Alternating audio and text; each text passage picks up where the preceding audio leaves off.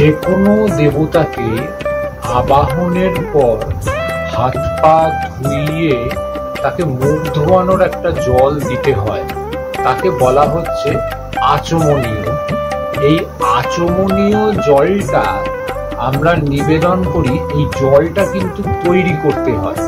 এই জলটা কিভাবে তৈরি করতে হয় না, আমরা আগের দিন লবঙ্গ, কক্কল বলে একটি ফল পাওয়া যায়, সেই কক্কল এবং জায়ফল এই তিনটেকে জলে ভিজিয়ে রেখে দিই এবং এই জলে ভিজিয়ে রাখার পর যে লাল লিকার, একটা সুগন্ধি লাল লিকার বার হয়, সেই লাল লিকারটা আমরা ওই আচমনীয় হিসেবে মাকে মুখ ধোয়ার জন্য দিই।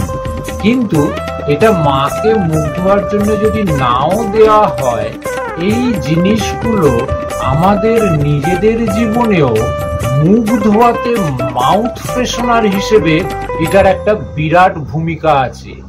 যারা মাজন ব্যবহার না করেন তারা যদি এই লবঙ্গ এবং কক্কল এবং এই জায়ফল ভেজানো জল দিয়ে মুখ ধোন, তাহলে তাকে মাজন দিয়েও দাঁত মাজার প্রয়োজন হবে না।